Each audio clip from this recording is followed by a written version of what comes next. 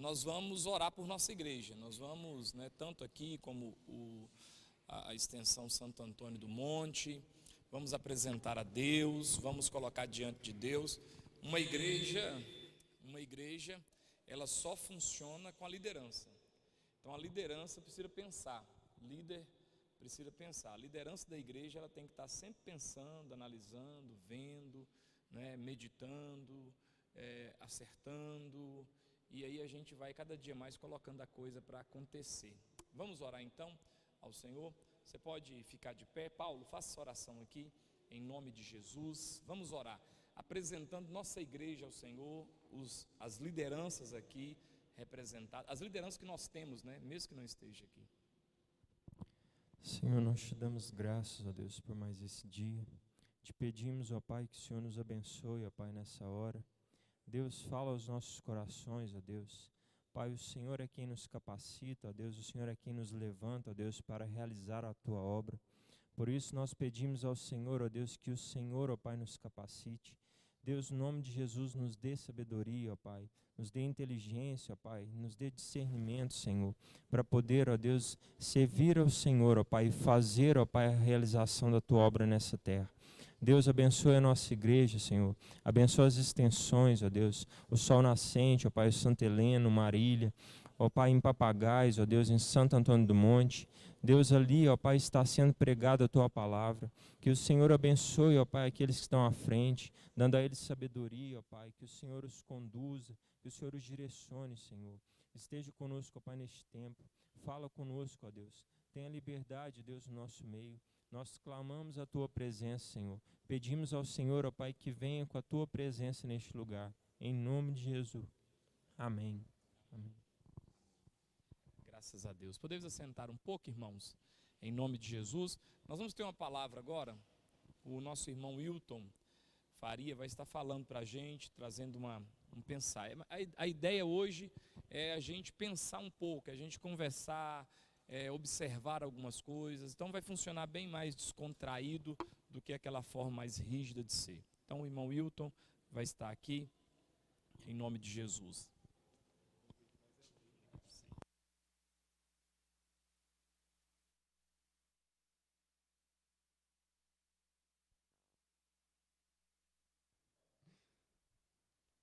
Som, ei, som, tá? Som, beleza. Graças a paz, irmãos, amém. Como é que ajeita isso aqui para não ficar soprando? Sou leigo, gente. Assim, tá bom? Tá ouvindo? Os irmãos estão ouvindo? Amém. Amém. Graças a paz, irmãos. Com muita alegria, que eu recebi a tarefa de estar trazendo uma reflexão para os irmãos hoje, para a liderança da igreja, não só a liderança, era uma reunião para toda a igreja. E o pastor, quando foi pedir para eu preparar, ele me deu um tema. Ele falou: quero que você trata esse assunto, que é o assunto de a forma com que a igreja, com que nós, como líderes, como membros, nos comportamos na igreja no que se diz respeito a tratamento com outras pessoas. Como que a gente está tratando as outras pessoas na igreja? Não só os visitantes, não só os líderes que vêm para trazer uma palavra para a gente, não só a nossa, como que um líder trata o outro líder aqui dentro da igreja, como nós tratamos o nosso pastor, como a gente trata os visitantes que chegam para conhecer a igreja, talvez por um convite, como que a gente está tratando essas pessoas. Aí quando ele me deu essa tarefa, eu comecei, a gente fica milhões de coisas na cabeça, o que eu vou trazer, o que eu vou falar, que texto que eu vou usar. E Deus me trouxe a memória a palavra hospitalidade. Porque, na verdade, nós estamos recebendo pessoas aqui na igreja. E isso é uma maneira de hospedar essas pessoas. O escritor de Hebreus, no capítulo 13, no versículo 2, traz a memória das pessoas aquela passagem lá de Gênesis 18, de Abraão, quando Abraão recebe aqueles 3 homens vindo da parte de Deus. Então ele, o texto diz que ele até vai correndo, para hospedar esses caras, para poder, pede para Sara fazer pão, e ele vai lá e separa um dos melhores novilhos que ele tinha, e manda fazer coalhada e leite, e trata bem essas pessoas. Então o escritor de Hebreus fala assim: não negligencieis a hospitalidade, pois alguns, praticando-a sem saber, acolheram anjos. Então a gente percebe que a hospitalidade é um mandamento, e muitas vezes é negligenciado por nós. Às vezes a gente tem intriga com outras pessoas da igreja, com membros da igreja, a gente não consegue ter comunhão com alguns irmãos da igreja, irmãos que estão vindo todo domingo, toda quinta-feira, a gente está se encontrando, e a gente tem dificuldade de ter comunhão com essas pessoas. Até o último pregador que teve aqui, como é que ele chamava, pastor? Lá de Pará de Minas, quem lembra? Como é que ele chamava? Ele elogiou. Ele chegou para o pastor e falou assim: eu fui bem recebido lá na igreja. Alisson, né? Eu fui bem recebido lá na igreja, os irmãos me receberam, gostaram da palavra, elogiou a palavra, me abençoou para mim ir embora. Isso é muito importante. A forma com que nós tratamos as outras pessoas na igreja é crucial para uma boa comunhão. Então hoje a gente vai falar a respeito desse tema. E talvez você esteja se perguntando: mas hospitalidade tem a ver com receber pessoas na nossa casa. Mas na verdade aqui é a nossa casa. A igreja é a nossa casa. E eu venho aqui, eu recebo os irmãos na igreja. Mas eu também gosto de ser bem recebido aqui na igreja. Eu gosto de chegar e ter comunhão com os irmãos. Eu não quero sair lá de casa e pensar assim: nossa, será que o Ravani foi no culto das 10 hoje? Tomara. Não pode ter isso. Eu tenho que sair da minha casa e fazer: eu estou indo para louvar a Deus com os meus irmãos, em comunhão. Eu me sinto alegre, eu sinto felicidade quando eu venho para a igreja. Graças a Deus eu não tenho intriga com nenhum dos irmãos. Eu sinto alegria quando eu venho e cumprimento um e cumprimento o outro, e um me abraça e outro abraça. E aí, como é que você está? Você está tudo bem? E está todo mundo feliz, está todo mundo... Agora, nunca aconteceu comigo, mas deve ser péssimo. Você sair da sua casa, eu estou indo, e lá eu vou me encontrar com essa pessoa. Eu estou indo para exercer minha função de diácono, mas eu não estou aguentando aquele outro diácono que está lá. Eu estou indo louvar a Deus, cantar, mas eu não estou suportando essa pessoa que está do meu lado. Aí você está aqui, tentando louvar a Deus, que você não vai conseguir, e a pessoa está do seu lado, mas as duas não estão se dando bem, por causa de alguma divergência de pensamento. Não só todo ministério, todo ministério, toda a igreja tem, assim como Paulo vai dizer na carta aos Filipenses, a igreja tem que estar em união, em comunhão, tem que ter unidade. E hoje eu quero tratar com os irmãos com base no texto de Filipenses, no capítulo 4, abra comigo, nós vamos ler do versículo 1 até o versículo 8. Filipenses, capítulo 4, versículo 1 até o versículo 8. Quem encontrou, diga amém. Uma água para mim, por favor. Amém? Vamos ler. O texto diz assim: portanto, meus irmãos amados.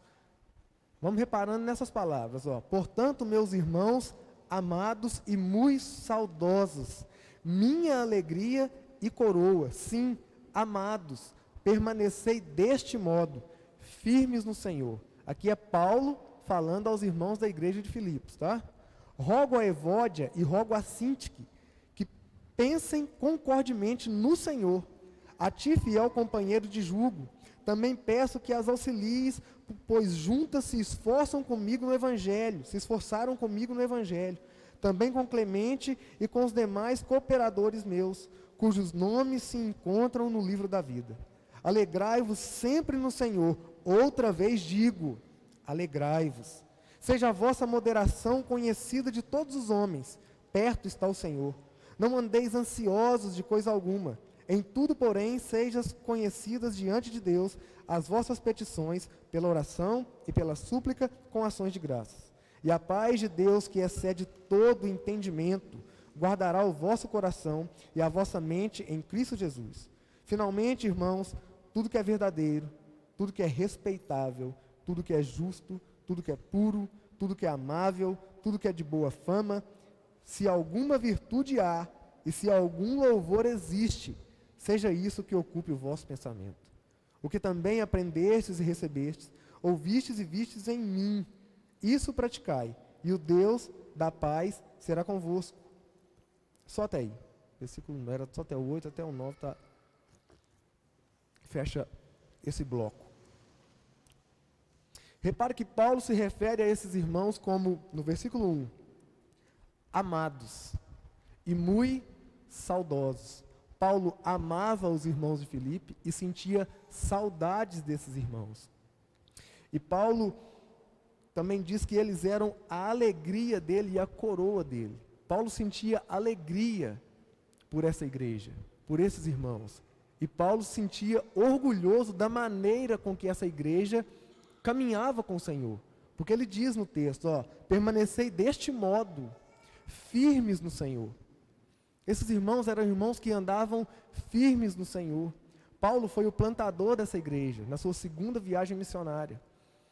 Mas, como Paulo plantava a igreja e continuava a sua viagem, Paulo não era mais o pastor interino dessa igreja. Paulo era como se fosse um presidente, como se fosse o pastor Vinícius, que cuida das congregações. Ele não é o pastor daquela congregação, o pastor interino, mas ele é o presidente. Ele, de certa forma, também cuida dessa igreja, assim como Paulo. E a igreja de Filipos, que foi fundada por Paulo, mas não tinha Paulo como seu pastor. Mas mesmo Paulo não sendo o pastor, estando longe, essa era uma igreja que cuidava de Paulo. Por isso Paulo amava essa igreja. Mas ao lermos essa carta, nós podemos perceber o quanto esse povo amava. Volta comigo, a gente vai folhear bem a carta hoje, tá? Para a gente pegar alguns aspectos onde mostram o amor desse povo com Paulo, por que Paulo amava esse povo, a respeito da unidade da igreja. No versículo 1, no capítulo 1, no versículo 5, o texto diz assim: pela vossa cooperação no Evangelho, desde o primeiro dia até agora. Então Paulo está dizendo, olha, eu amo vocês pela vossa cooperação no Evangelho, desde o primeiro dia até agora. Esse povo cooperava com Paulo na pregação do Evangelho. Era um povo que estava caminhando junto, mesmo estando longe. No versículo 8 ele diz assim: pois minha testemunha é Deus, da saudade que tenho de todos vós, na eterna misericórdia em Cristo Jesus. Paulo aqui está demonstrando que sentia saudade. A gente sente saudade de quem? De quem a gente gosta. De quem faz bem para a gente. Você não sente saudade de alguém que você não gosta. Sentimos saudades das pessoas que a gente gosta. Eu creio, não sei se tem alguém aqui que já viajou com rifa. O irmão viaja, né, com foguete. Desde o dia que você sai, você já começa a sentir saudade das pessoas que ficaram. Mas das pessoas que te fazem bem, que querem te ver bem, que se preocupam com você. No versículo 21,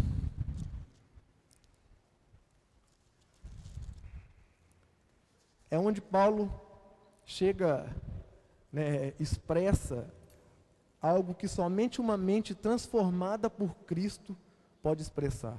Paulo diz assim: porquanto para mim o viver é Cristo e o morrer é lucro. Paulo que chegou à consciência de que quando ele morrer, ele terá uma vida muito melhor com Cristo Jesus. Mas repara o que Paulo diz nos próximos versículos. Versículo Mas por vossa causa, versículo 24. mas por vossa causa é mais necessário permanecer na carne. E convencido disso, estou certo de que ficarei e permanecerei com todos vós para o vosso progresso e gozo na fé, a fim de que aumente, quanto a mim, o motivo de vos gloriardes em Cristo Jesus, pela minha presença de novo convosco. Paulo, que tinha a plena consciência que depois que ele morresse, ele teria uma vida muito melhor, incomparável com Cristo Jesus, disse: por causa de vós, por causa de vocês, filipenses, é necessário que eu fique, para que aumente a vossa fé, para ver o seu progresso na fé. Porque Paulo amava essas pessoas. A ponto de, após uma declaração dessa, porquanto para mim o viver é Cristo e o morrer é lucro, ele diz: mas por causa de vocês, é necessário que eu fique por um pouco mais de tempo, para ajudar os irmãos, para ver o progresso na fé. Então Paulo continua. Versículo... Não é só até aí.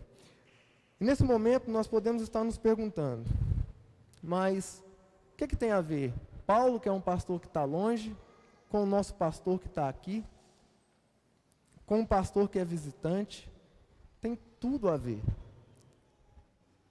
Qual é a forma que a gente está tratando o nosso pastor? De que forma nós estamos tratando os pastores das congregações? O Mauro, o Gustavo, o Marcelo, o Kleber, o Sargento. Como que a gente tem tratado e honrado essas pessoas? O primeiro ponto que eu quero tratar é esse: como a gente tem tratado o nosso pastor. A primeira classe de pessoas que nós vamos trabalhar aqui é o nosso pastor e os pastores que são visitantes ou pregadores, porque tem hora que vem pregar aqui, não é pastor, é um pregador, é um evangelista. Como a gente tem tratado essas pessoas? Para isso, vamos dar uma lida. Peço aos irmãos para... Desculpa, tá, irmãos? Perdi um pouco o raciocínio. Prepare que a igreja de Filipos foi a única igreja que ajudou Paulo nas suas missões. Vão comigo lá no versículo 24. Mas por vossa causa é mais necessário permanecer na carne. É onde Paulo disse que era preciso permanecer mais um pouco de tempo por causa dessa igreja. Paulo amava a igreja. Repare que a igreja de Filipos foi a única igreja que cooperou com Paulo. Capítulo 4, desculpa, tá, irmãos? Capítulo 4, versículo 15. Está escrito assim: e sabei vós, ó Filipenses, que no início do Evangelho, quando parti da Macedônia, nenhuma igreja se associou comigo no tocante a dar e receber, senão unicamente vós outros. Porque até para Tessalônica mandastes não somente uma vez, mas duas, o bastante para as minhas necessidades. Não que eu procure donativo, mas o que realmente me interessa é o fruto que aumente o vosso crédito. Versículo 18: recebi tudo e tenho abundância. Estou suprido, desde que Epafrodito me passou às mãos o que veio da vossa parte, como aroma suave, como sacrifício aceitável e aprazível a Deus. Porque Paulo amava essa igreja? Porque essa era uma igreja que cuidava de Paulo. Repare que Paulo diz que essa foi a única igreja que no início e até o momento estava mandando suprimentos para que Paulo continuasse com a sua missão. Esse povo cuidava do seu pastor. Esse povo estava cuidando das necessidades de Paulo. Não que Paulo procurasse isso, mas isso era algo necessário. E esse povo honrava esse pastor. Esse povo ajudava no progresso do Evangelho. Paulo amava essa igreja porque era uma igreja que se importava com ele. Esses irmãos amavam e demonstravam seu amor com atitudes.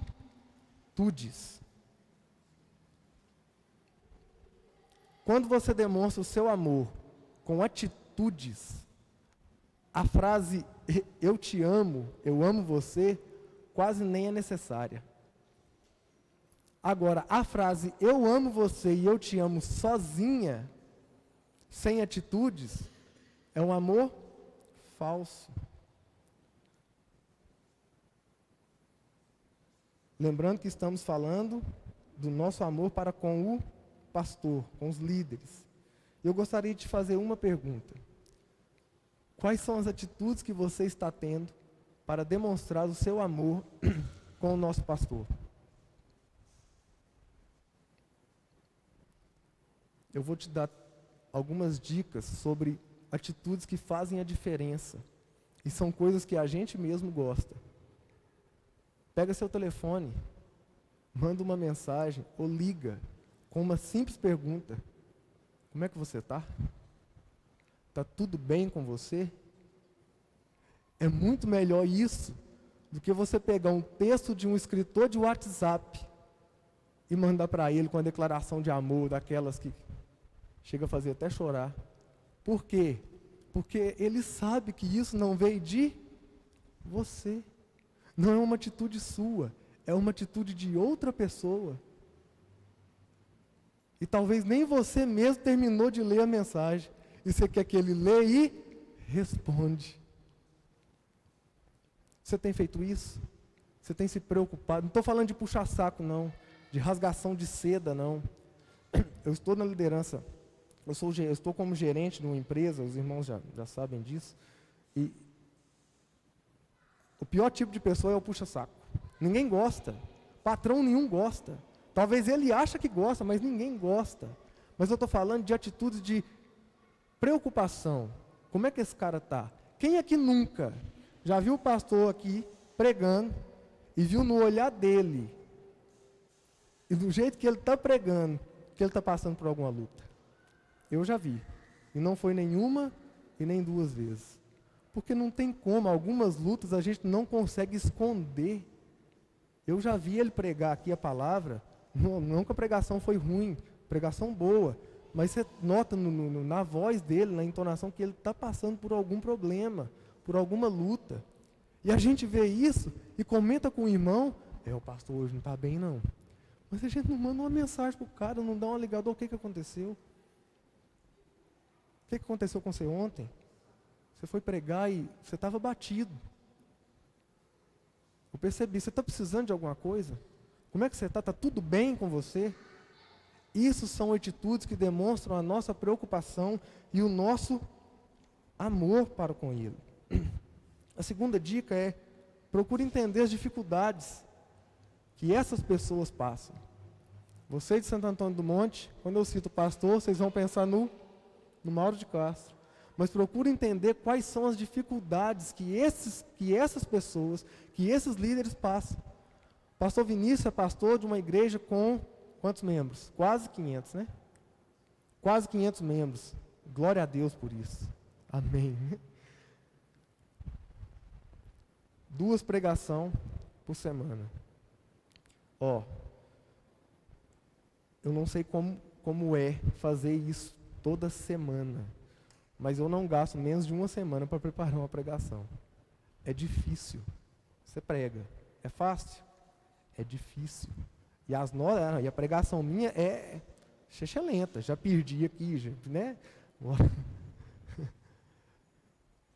É difícil. Mas eles falam que pregar é a parte mais fácil. Por quê? Tratar de 500 membros. Aí todo dia tem um mandando mensagem, tem um ligando, tem um com problema. Aí tem que pregar, aí tem que dar aula na EBD, no seminário, mexer com construção.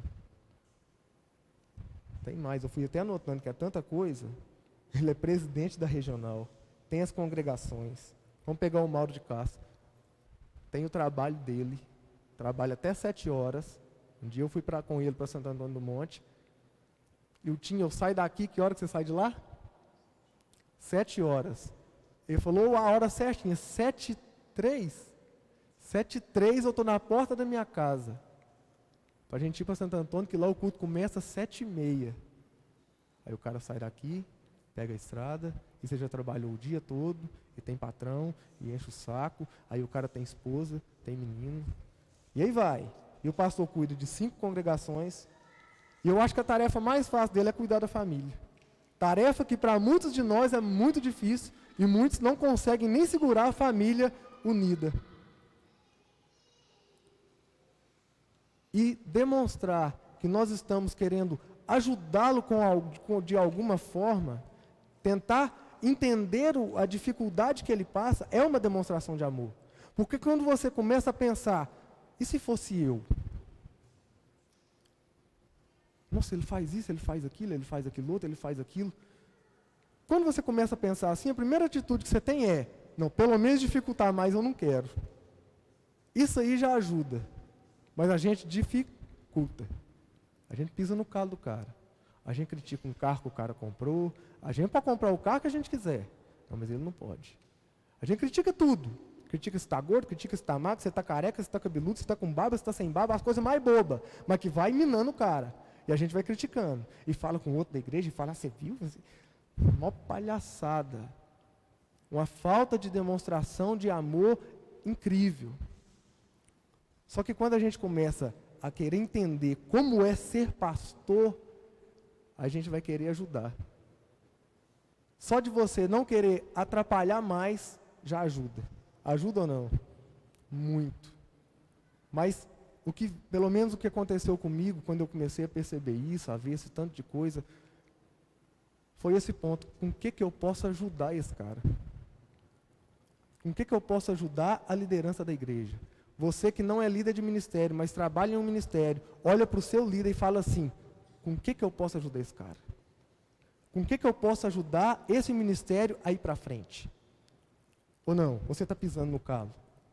Ah, não, porque eu queria liderança para mim esse ano. Mas Deus foi para fulano, então agora eu vou atrapalhar ele. Ou você está fazendo assim?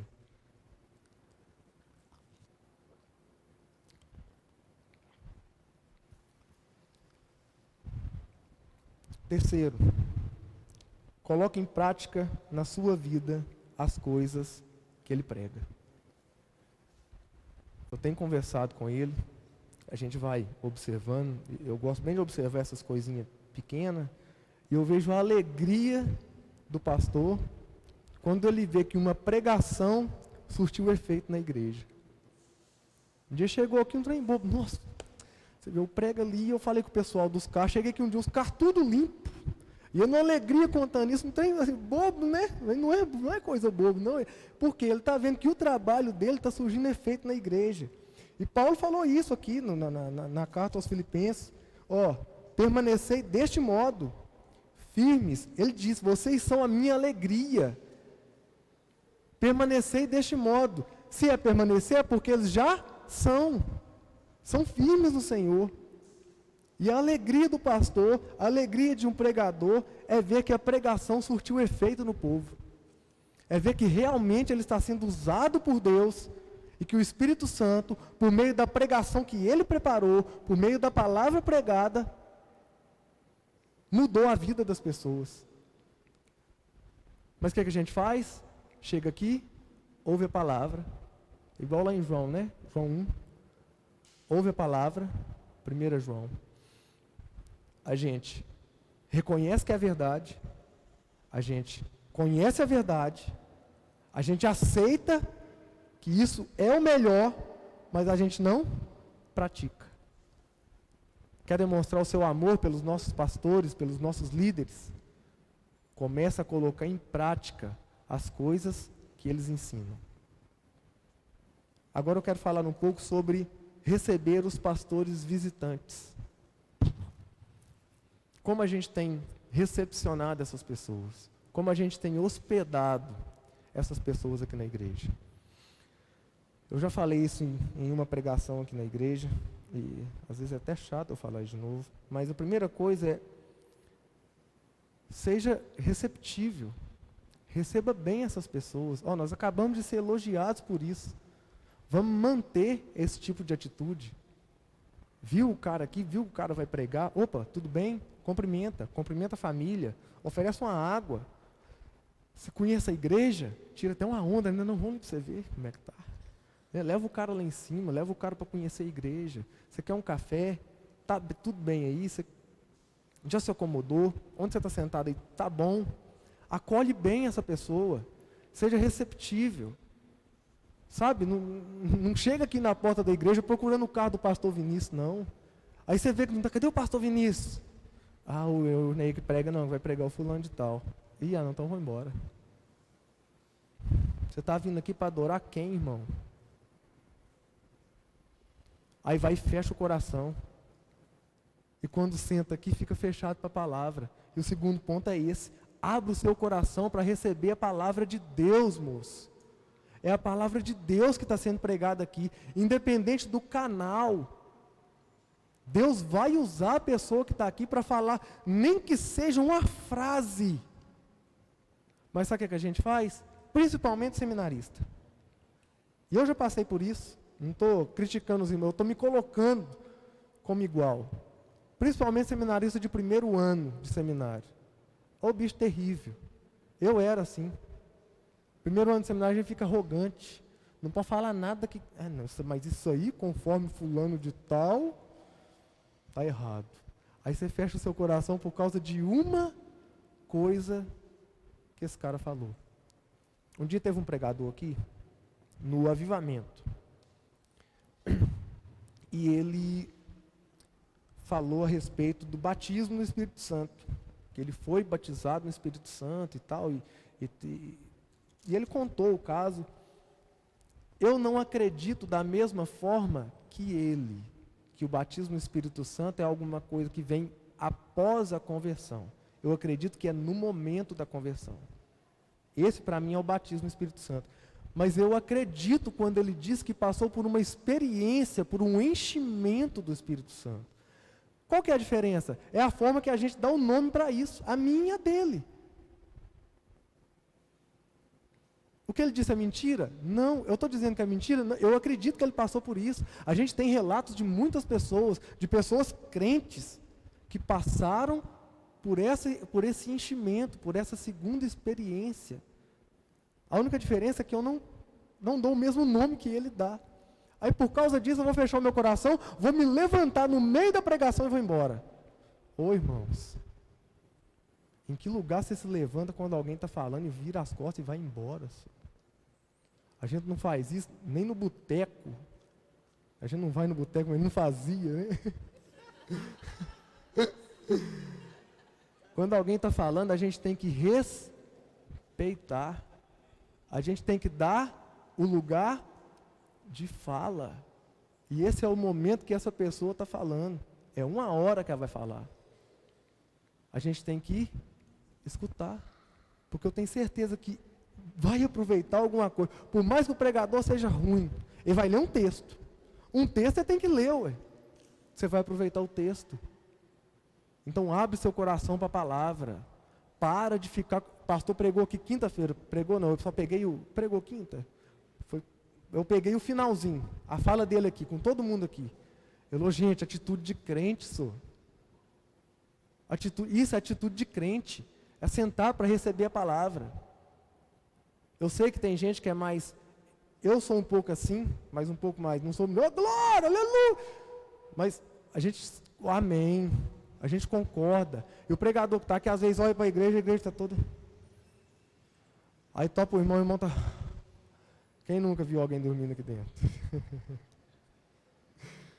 Irmãos, abre o coração para receber a palavra, senhor. Seja crente.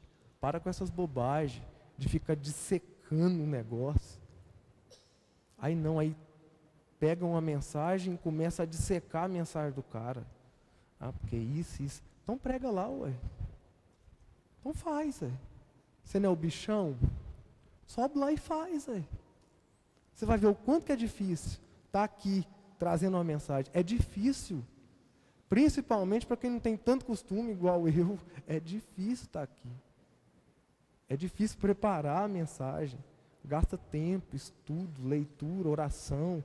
É prazeroso, mas é difícil. E na hora que você chega aqui para falar, começa a sair tudo do que você estava pensando que ia acontecer. É difícil. Dá valor nessas coisas, só. Sabe por quê? Porque quando você subir aqui para fazer qualquer coisa, você não pode esperar nada menos do que o povo fechar o coração para aquilo que você vai fazer. Então, o segundo ponto, abre seu coração para a palavra. Terceiro, para fechar essa classe, estou atrasado, não é? Se despeça. Chega no cara. Terminou o culto. Obrigado por você ter vindo aqui. Que palavra boa. Ou Deus abençoa a sua ida para casa, só não precisa de ficar. Deus abençoa a sua ida para casa, Deus te proteja na sua viagem, volta para sua casa. Volta de novo. Quando você tiver, volta aqui de novo. Nós vamos receber essas pessoas bem. São pessoas de Deus, são homens e mulheres de Deus que vêm trazer a palavra de Deus para nós. Pessoas que estão vivendo para o Evangelho. Vamos dar valor nisso. Vamos valorizar essas coisas. A segunda classe de pessoas que devemos hospedar bem, já passando para o segundo ponto, somos nós mesmos. É o tratamento de um para com o outro. Como nós estamos nos tratando. Como nós estamos nos recebendo. Porque eu gosto de ser bem recebido aqui na igreja. Quem gosta? Todo mundo, né? E nós não podemos sair de casa com aquele tipo de pensamento que eu citei no início. Não, eu estou indo para lá, mas eu vou encontrar com fulano de tal. Que comunhão que é essa? Aí eu estou indo para lá, mas eu não suporto fulano ou ciclano. Mulher tem um negócio assim, eu estou indo para lá, mas meu santo não bate com o dela. Ou eu não, mas você nem conversou.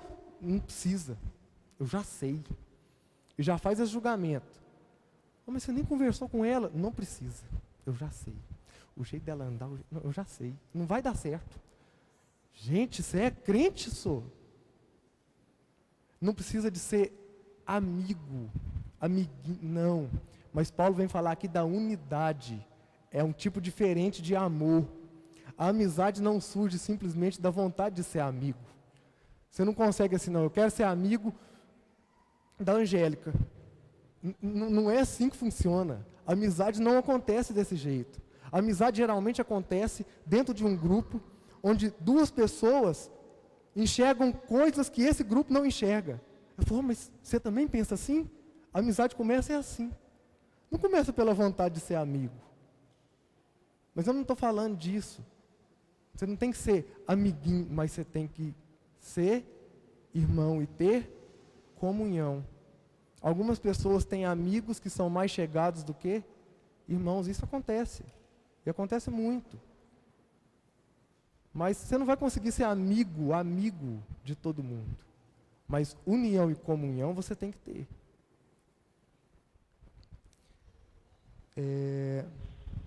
Algo que chama atenção na carta é então a maneira com que Paulo elogia a união da igreja. Vamos comigo de novo, capítulo 1, versículo 27. Paulo diz assim: vivei acima de tudo por modo digno do evangelho de Cristo, para que, eu indo ver-vos, ou estando ausente, ouça, no tocante a vós outros, que estáis firmes em um só espírito, com uma só alma, lutando juntos pela fé evangélica. Nós devemos estar firmes em um só espírito, com uma só alma, pensando com os mesmos pensamentos, que são os pensamentos de Cristo. Capítulo 2, de 1 a 5. Se há, pois, alguma exortação em Cristo, alguma consolação de amor, alguma comunhão do Espírito, se há entranhados afetos e misericórdia, completai a minha alegria, de modo que pensais a mesma coisa, tenhais o mesmo amor, sejais unidos de alma, tendo o mesmo sentimento. Nada façais por partidarismo ou vanglória, mas por humildade, considerando cada um os outros superiores a si mesmo.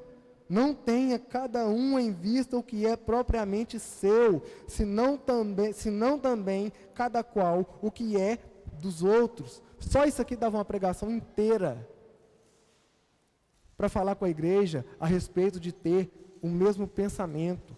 Irmãos, nós somos o corpo de Cristo. Quem é o cabeça?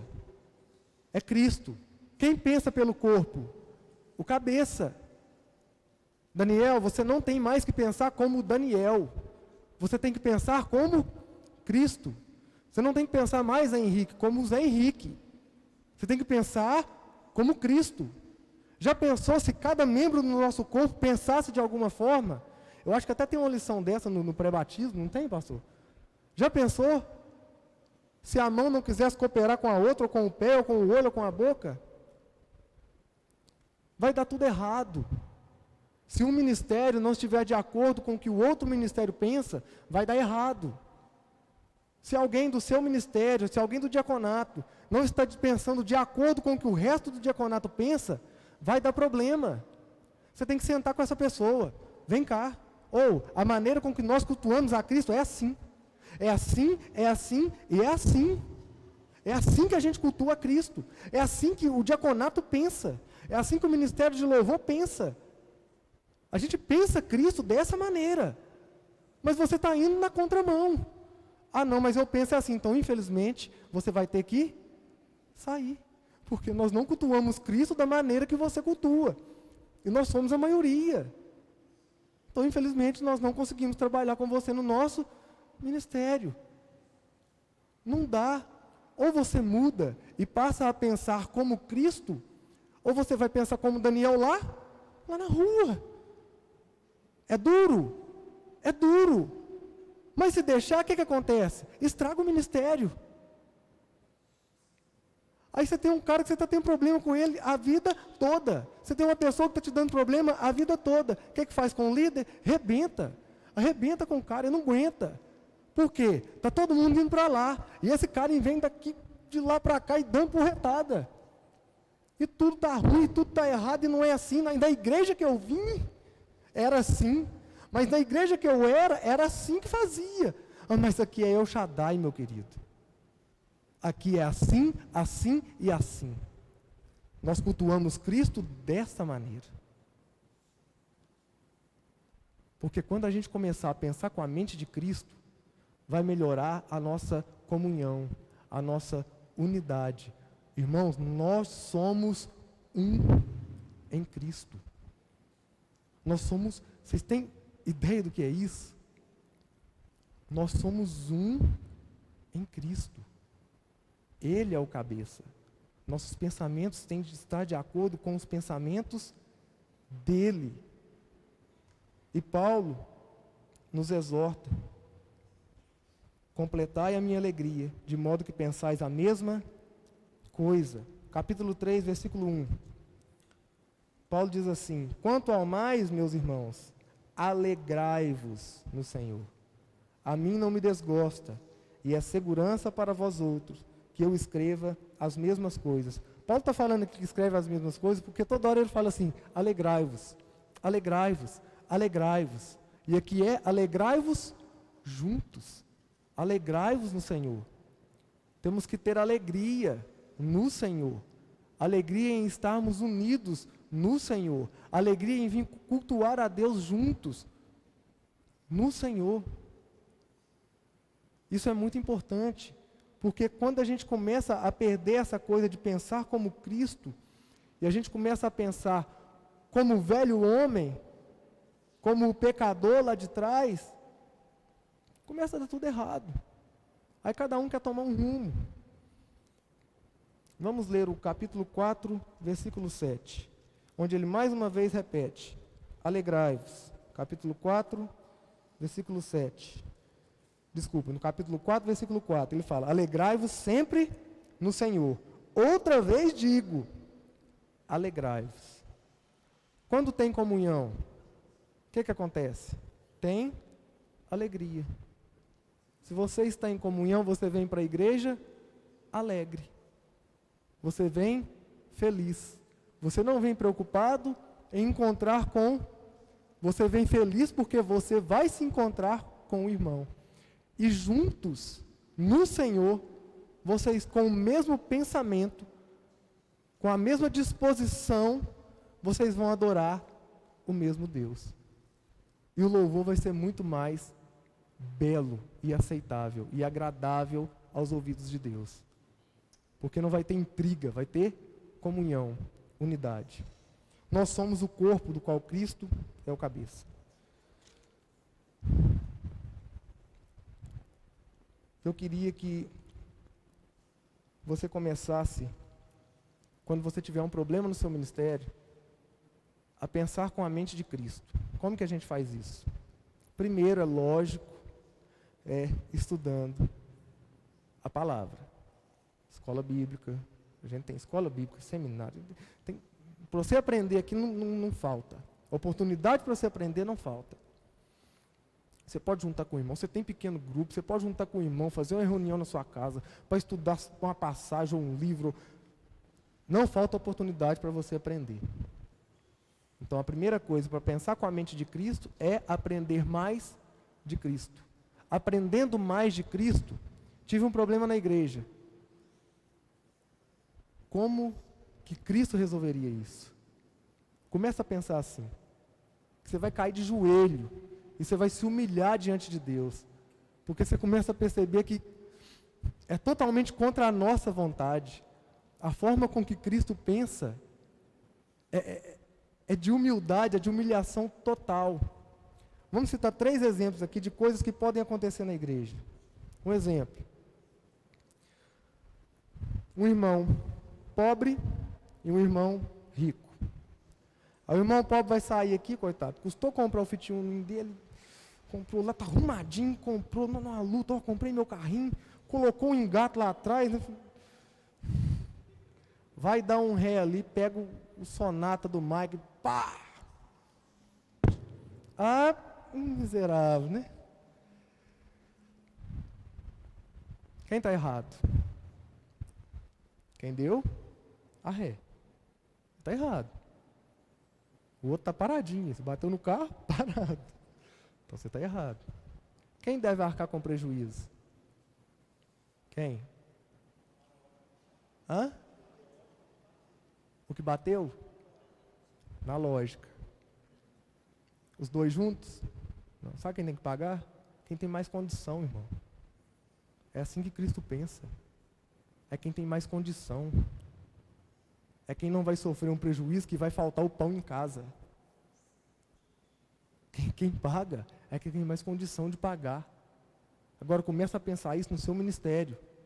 Quando acontece alguma coisa, quando tem um prejuízo na sua vida, no seu trabalho. O crente que é crente, ele fala a verdade mesmo quando ele só vai sofrer um prejuízo. Por quê? Ele tem que pensar com a mente de Cristo. Segundo, seu irmão te difamou e te pediu perdão. O crente faz o quê? Perdoa. Sabe por quê? Porque quando você olha para Cristo e você pega Cristo, que não tem culpa de nada, que nem na briga não está, e te perdoou por todos os pecados que você cometeu, não tem como você não perdoar o seu irmão. Senhor. É a mesma coisa que os irmãos bateu ali, chegou um que não tem nada a ver, eu pago. Você não tem nada a ver com a história, não, eu pago. Deixa que eu pago, está na paz. Colocar a peça original, vai ficar melhor do que estava. Eu pago. Quando você começa a pensar assim, você perdoa com facilidade, porque não tem como, senhor. Cristo te perdoou por todos os seus pecados, os que você cometeu, os que você ainda vai cometer. E como tem pecado. Aí como é que você não vai perdoar um irmão? Como é que você vai perder a comunhão com um irmão que chegou e te pediu perdão? Ou o irmão que já está pensando como Cristo, chegou com você com a mente de Cristo, eu tenho que pedir perdão, eu errei. Ô Daniel, me perdoa, eu errei com você. Ah, eu não. O que você fez comigo? Não tem jeito, não. É difícil, irmãos, mas tem que perdoar. Terceiro, uma discussão que os dois pensam que tem razão. Como é que fica? Discutiu, saiu cada um para um lado. Você tem razão e eu tenho razão. O que Cristo faria? Eu tenho que ir lá conversar com esse cara, eu não dou conta de ficar aqui e ele de lá. E eu fico olhando para onde que ele está saindo, para me sair para o outro lado. Aí eu vejo ele na rua, faz igual o cara fez com o pastor, sei se é mulher, sei o que é. Eu estava dirigindo o carro, viu o pastor? Eu garanto que se essa pessoa fosse no pastor para conversar, vem cá para nós conversar, o que é que você fazia? Vamos conversar, ué. Sabe por quê? Porque a gente tem que pensar com a mente de Cristo. Resolver as coisas como crente. De forma crente de resolver as coisas. E quando nós fazemos isso, as nossas atividades, a forma com que a gente vive na igreja, vai atingir a terceira classe de pessoas, que são os visitantes. Quando o visitante chega, aí você vem cá e recebe essa pessoa, não, que tudo bem e tal. Passa 2 dias, essa pessoa sabe que você tem intriga com as 5 pessoas na igreja.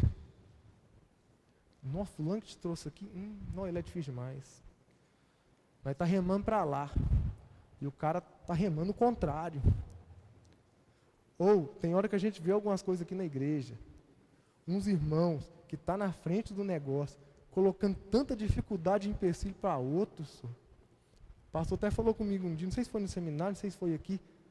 Você está remendando o buraco do barco. E o outro está de dentro, fincando o pé no negócio. Você está dentro do barco, infeliz. Ajuda. Ah, não vai ajudar? Não, então não atrapalha. Pensa como Cristo. Nossa, essa pessoa é difícil de mexer. E geralmente líder é difícil de mexer. Pega a liderança da igreja. Eu, por exemplo, eu não sou facinho de mexer, não. A gente, líder, geralmente é autoritário. Gosta de mandar. E a gente tem que ficar tratando essas coisas. Mas geralmente o líder não é facinho, não. Mas essas pessoas são as pessoas que mais pegam as coisas para fazer. É os difíceis. Mas é os que pega. É os que quer estar à frente, é os que quer mexer, é os que quer ajudar. Então, irmãos, não dificulta não, senhor. Não dificulta a vida da liderança da igreja, não. Não dificulta, não. Porque você está no mesmo barco. Você está junto. E você acha sabe o que eu acho bonito na carta? Vamos lá no capítulo 4. Tem 2 irmãs aqui que estão com um probleminha. A igreja tinha união, mas como a igreja também é formada por gente, e gente é pecadora, é claro que aqui vai acontecer um problema ou outro. A ponto de Paulo colocar na carta, rogo a Evódia e rogo a Sintique, que pensem concordemente no Senhor. A ti, fiel companheiro de julgo, também peço que as auxilie. Aqui tem 2 mulheres que estão passando por alguma desavença. Ele não falou o que é. Talvez é um bofe, né? Não, eu quero ele, não, é eu que quero. Mas essas 2 mulheres estão tendo um problema aqui. E Paulo cita. Mas sabe o que Paulo faz? Pois juntas se esforçaram comigo no Evangelho, também com Clemente e com os demais cooperadores meus, cujos nomes se encontram no livro da vida. Paulo traz à memória as coisas boas que essas pessoas fizeram pelo Evangelho. Talvez você está tendo uma intriga com alguém aqui que te trouxe para a igreja, senhor. Com alguém que te ajudou no início da caminhada. Talvez nem é uma pessoa que fez isso, mas você está vendo que essa pessoa está trabalhando para a obra de Deus. Ou traz à memória as coisas boas que essas pessoas estão fazendo pelo Evangelho. Para de pegar só os defeitos, que você vai achar um monte. E começa a pegar as qualidades. Começa a perceber o que esse cara, o que essa mulher está fazendo para a obra de Deus. Ouça, a maneira com que ela trata, eu não gosto muito, mas olha o que esse cara está fazendo aqui. Olha o que essa mulher está fazendo aqui. Eu fico olhando as professoras da salinha, cara. Que trabalho bacana que esse pessoal faz. Aí o pai aqui e a mãe acham que eles são obrigados a ficar descendo e subindo a escada a hora que o menino quer. Não quer descer. Agora você vai ficar aí, tá? Aí sobe, o menino não quer subir. Aí vai. Ah, não, agora eu quero descer. Aí não, agora não vai subir mais não. E apela com o professor, como se a culpa fosse dele. Ah, que fulano de tal é chato demais. Para só. Dá valor no que esse pessoal está fazendo. Porque tem dia que falta, não falta, Josi? Gente para ir para lá?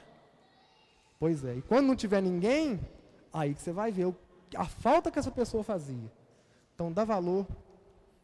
E como Paulo disse, traz à memória as coisas boas que essas pessoas estão fazendo pelo Evangelho. E assim, as pessoas que entrarão pelaquela porta, vendo a união da igreja, vão se sentir bem hospedadas. Por quê?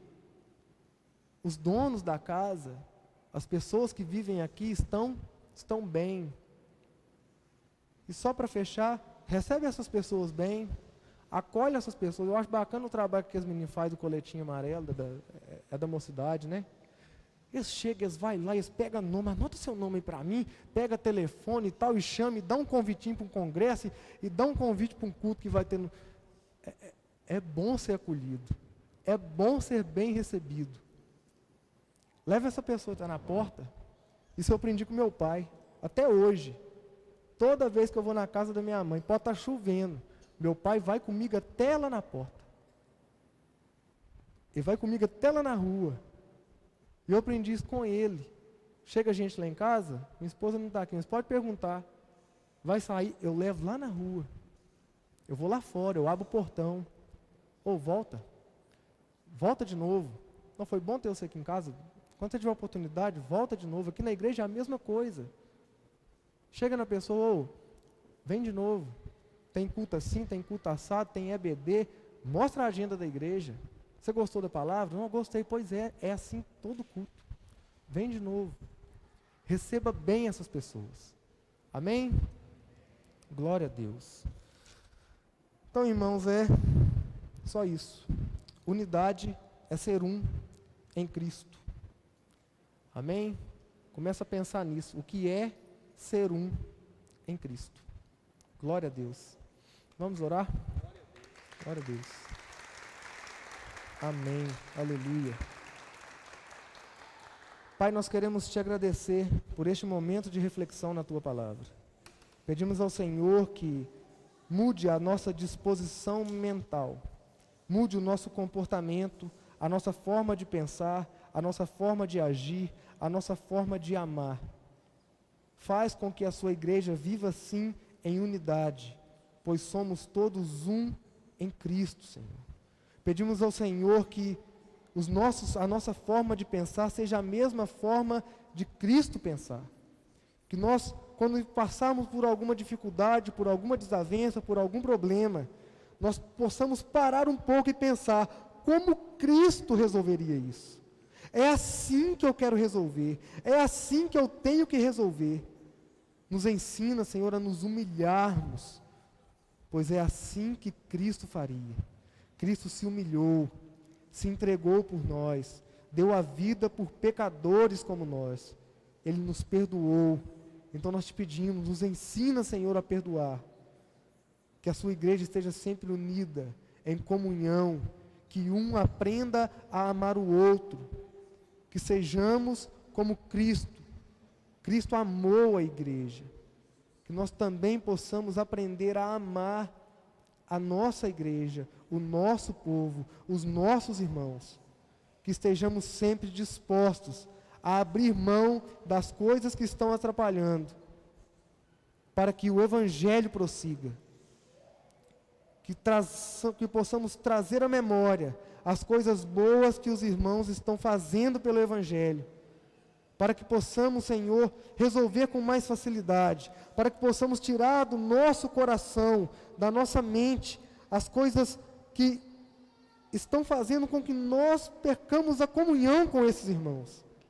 Que possamos lembrar, sim, das coisas boas. Em nome de Jesus nós te pedimos, que o Teu Espírito Santo, por meio da pregação da palavra, haja todos os dias, em cada um de nós.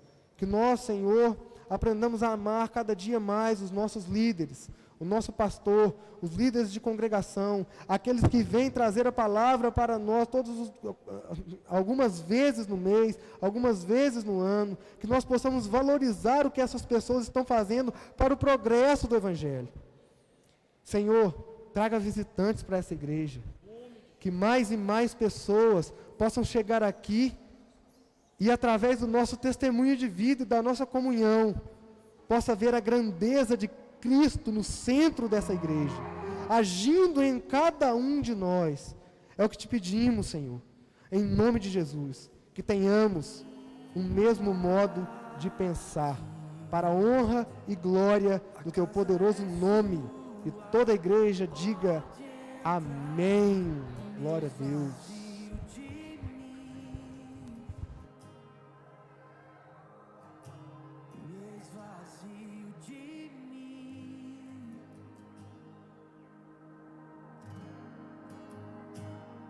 Sopra o teu vento aqui,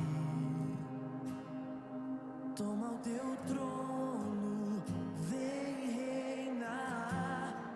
Glória a Deus. Amém, queridos? Baixa um pouquinho só, deixa só um fundinho aí. Irmãos, que bênção é a gente ouvir uma palavra dessa, né? E a gente fica orgulhoso, né? Prata da casa, gente nossa, gente criada aqui aos arredores do púlpito da El Shaddai. Isso é bom demais. Deus abençoe a vida do nosso irmão Hilton. Meus irmãos, a palavra do Hilton, ela girou em torno de três vertentes, né? A primeira, como nós tratamos bem as pessoas que vêm de fora. Eu coloquei, no dia que eu fui pregar em Uberlândia, no aniversário de 39 anos da igreja lá, pastor Cleverland me levou lá, e eu fui pregar e convidei o Alisson, baixa um pouquinho mais, convidei o Alisson para pregar aqui. E aí depois, na segunda-feira, eu cheguei e mandei para ele um áudio, né? Mandei perguntando para ele. Graças a Deus, querido. Foi bênção demais. Nada de consertar não, foi ótimo. O pessoal me deu um feedback. Ele mandou um texto assim: Pastor Vinícius, graça e paz, bom dia. Passando para agradecer a oportunidade e a liberdade para que o Senhor, liberdade para o Senhor me dizer se fiz ou falei algo ruim na palavra pregada ontem. Pode falar, pois entendo que assim a gente melhora cada dia mais. Tenha uma boa semana e um abraço. Aí eu mandei para ele. Graças a Deus, querido. Foi bênção demais. Nada de consertar não, foi ótimo. O pessoal me deu um feedback favorável. Foi muito bom sua pregação, gostaram muito. Deus abençoe. Espero que eles tenham recebido o irmão bem. Eu estava lá em Uberlândia, fui pregar lá. Espero que tenha sido bem recepcionado aí, em nome de Jesus. Deus abençoe. Aí falei com ele, espero que tenha sido recepcionado bem, Deus abençoe. E foi tudo legal, não tem nada a consertar não, a palavra foi boa. Aí, assim que ele ouviu o áudio, ele respondeu. Nós fomos recebidos demais da conta, tá doido. Eu comentei com a minha esposa que a gente fica até constrangido, tem tanto cuidado, sabe? Tá doido, a gente fica até sem palavras para falar. Que preocupação, que carinho, viu? Que humildade, excepcional a recepção. Nós estamos aprendendo a fazer isso aqui também, sabe? Estamos aprendendo. Falei, gente, a gente tem que plantar muita coisa. Que bacana, assim, minha esposa adorou, amou mesmo, falou assim, que cuidado. Eu fiquei muito feliz. Eu pastorei em Montalvânia, o primeiro ministério que eu pastorei foi em Montalvânia. Fui para Montalvânia com 20 anos de idade. Tinha 3 anos de crente, assumi a igreja. A igreja era no extremo norte de Minas. Eu acho que aqui ninguém conhece, só Marília e o Michael conhece, porque a Marília é mais longe ainda, né? Marília em Cocos, ainda passa por Montalvânia uns 70 quilômetros. E lá estrada ruim, tudo de terra. Quando chovia era intransponível por causa do barro. Quando estava seco, a poeira dava uma tuberculose só na ida e outra tuberculose na volta. Então você não conseguia convidar pastor para ir. Era a maior dificuldade do mundo. Eu tinha que fazer muita amizade com o cara para depois levar o camarada lá. E você sabe, irmãos, às vezes o pessoal, não precisa de convidar ninguém, não sei o que, é conversa fiada, precisa sim, a gente quer ser visitado. É coisa boa quando alguém vem na casa da gente. Você casa, está lá com seu marido, seus filhos, aí ninguém de sua família vai lá na sua casa. Fala que você gosta. Ninguém gosta. A gente quer que um parente venha, não é, Zé Henrique? Sua filha casa, aí pronto, não vem mais na sua casa. Tá amarrado, a gente gosta que vem. E aí o que eu faço? Falei um dia, reuni com a igreja interior, né, mais interior do que aqui, cabeça fechadinha, pessoal na divisa da Bahia, mais simples, mais brucutuzão. A igreja já, quando eu assumi, tinha 40 anos, então a igreja com a mente fechada. E eu fui mostrando a igreja, a gente precisa crescer. Está muito gostoso a gente aqui, 70 pessoas, todo mundo casando entre si igual uma tribo indígena, só que não foi para isso que Jesus chamou. Jesus chamou a igreja para crescer. E eu não consigo pastorear uma igreja que não cresce, está testemunhando contra mim. Eu preciso crescer, eu tenho que batizar a gente. E a primeira coisa que a gente tem que fazer é o seguinte: nós temos que conscientizar quem nós somos. Aí começamos a ter esses momentos juntos. Primeira coisa, nós somos feios, nós moramos longe e nosso pé é chato. Então a gente tem que ter essa consciência. Montalvânia é lugar feio, ruim de ir, ninguém quer vir. Então, para que alguém venha, a gente tem que fazer alguma coisa muito boa para compensar a distância. Não é assim quando você entende que você é feio? Quando você entende que você é feio, você corta o cabelo mais vezes do que os outros. O Paulo não precisa nem de cortar cabelo, é bonito, né? Mas o Tim tem que estar toda hora cortando o cabelo, né, Tim? Eu tenho que estar toda hora cortando o cabelo. O bonito ele passa para lá, o Will passa para lá debaixo do chuveiro e passa para cá, tá bom. Guinaldo tem que ficar lá esfregando, né? Porque o feio gasta mais tempo. Quando a gente entende que a gente é feio, tipo assim, uma brincadeira, né, irmãos? A gente precisa gastar mais tempo. Falei, então, quando a gente trouxer alguém aqui, nós vamos fazer ficar bonito.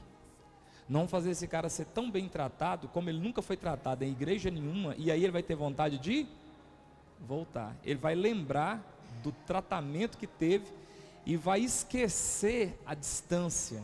Funcionou, Sueli? Lá em Montalvânia funcionava? Irmãos, o pessoal era apaixonado com a Paz e Vida, porque chegava lá, tinha comida com fartura, tinha bom tratamento, as pessoas tratavam bem, acolhiam, levava num sítio, levava a fazer uma feijoada, levava aqui, levava acolá, e à noite não sei o que. O povo amava ir na igreja, e com isso a igreja foi se tornando a igreja daquela região. Bom, nós somos a El Shaddai aqui, temos só 13 anos de vida. Acho que a igreja mais nova das igrejas da cidade é a nossa, a não ser as que nasceu por agora. A gente precisa pensar a igreja. Nós já somos uma igreja, graças a Deus, grande, boa. Poderíamos ficar por aqui e falar, não, tá bom, mas vamos só manter o que a gente tem. Mas esse foi o erro da Europa. A Europa era o berço do fervedouro do cristianismo. A reforma protestante aconteceu na Europa. Aí sabe o que os europeus faziam? Nos países lá, nas igrejas, eles tinham culto bom para adulto, pregadores bons para os crentes adultos. E as crianças, quando iam para a igreja da Europa, as crianças, ao invés de montarem salas de aula, ensinar as crianças a fazer culto infantil, eles montaram playground para as crianças, balanço, escorregador. Então quando a criança, eu estou falando sério, quando a criança ia para a igreja, ao invés dela pegar uma bibliazinha, ela pegava o brinquedo pedagógico, ela pegava o quebra-cabeças, ela pegava a bola de beisebol, de basquete. Aqueles mais velhos tinham palavras boas, bons pregadores, bons sermãos, e as crianças tinham boa diversão lá fora. O que aconteceu com os adultos que congregavam nessas igrejas? Morreram, porque é a ordem natural das coisas. E o que aconteceu com as crianças que assimilaram ir para a igreja, brincar, viraram o quê? Adultos desviados. Elias, Karina já viajou, morou fora do Brasil. Como é que é o evangelho? Não tem igrejas enormes, fechadas? E eu estou falando de igreja com prédio, com tudo. Fechada, por quê? Presta atenção, por quê? Porque não pensaram no crescimento. A gente precisa pensar no crescimento. Precisamos tratar bem o povo que vem aqui. Já tratamos. Aqui, ó, ouvimos isso aqui, ó. O pessoal que veio, o pastor que veio, o Ricardo Maia, que vem sempre no congresso de homens, o que ele sempre te fala depois, Flávio?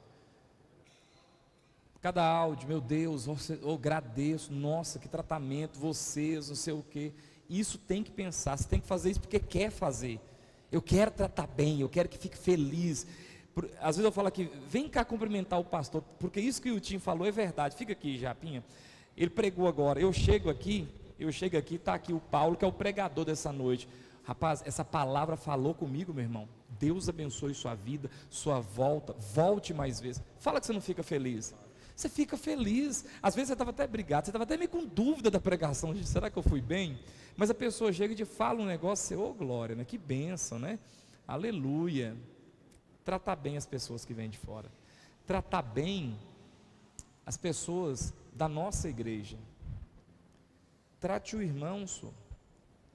Trata bem o Zé Henrique, trata bem a Jaqueline, trata bem o Will, trata bem o Daniel, trata bem o Júnior, trata bem. Quem aqui tem mais de um filho? Quem aqui dos mais de um filho tem coragem de dar um para os outros? Mas você tem dois, para quem ficar com um? É para quem ficar com esse tanto, Zé Henrique? 3? Dá um só. Não. É o mesmo pensamento de igreja. Não é porque aqui é uma igreja grande, eu brigo com os líderes de congregação quando eles começam com essa conversa. Não, porque nossa igreja é pequenininha, lá a sede é grandona. Vai tomar banho, vai catar coquinho, vai ganhar uma ovelha. As minhas, não. Não é porque aqui é grande, irmãos, não é grande, nunca é grande, ela é grande não, ela é pequena. Que eu vou, não, então, fulano, não, o Júnior vai deixar de vir. Não, vamos tratar bem, porque a gente quer que essas pessoas fiquem com a gente. Está doido? Agora eu vou deixar minha ovelha embora?